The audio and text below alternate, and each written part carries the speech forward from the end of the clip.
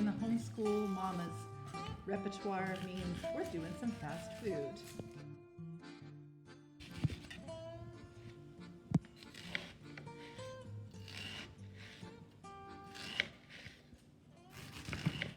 I've often joked that you know your child is ready to go in the kitchen and do some knife work and some cooking when they're comfortable working with a knife.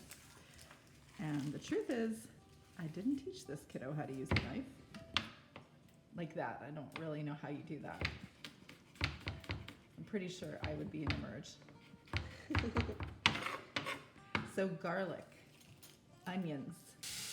I'm gonna saute onions and garlic in a tablespoon of oil. Set it aside after it started sweating, and then saute the chicken too. When you saute before you put it into a crock pot, it adds a whole lot more flavor. Yeah, you make sure all the chunks of chicken are like the same size, as they won't cook at the same rate. You don't want overcooked chicken breast. Just use the chicken. And don't burn yourself. Why, you ask, did I decide to do a cooking class with my 17-year-old daughter? As one does when they're cooking.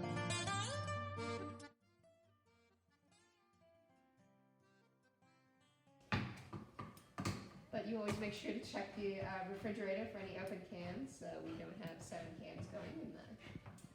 It's good too. Because we did. We had 3. We have. We eat a lot of coconut milk. You can actually later on at the end of the day make your rice with a can of coconut milk, and it is so good. 2 cans of diced tomatoes. We added the ginger separately, and a can of coconut milk. Or a can and a quarter, you know, whatever. Can and a quarter, whatever you have left over in the kitchen. Really, can you have enough coconut? I don't think so. Yum.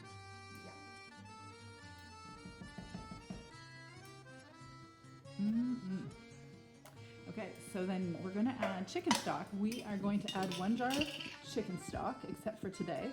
It'll be beef stock because we don't have chicken stock. You know, whatever you got handy. Whatever you got handy. That is homeschool mom's mantra. Whatever you've got in the fridge. Okay. Watch out for your bay leaves. Yes. I don't want to chew on the bay leaves. Kids won't appreciate that. Okay, so what we also added was a little bit of cinnamon and a little bit of paprika. I see that we still have tomato puree and oregano. Or did I just... If you feel up for it.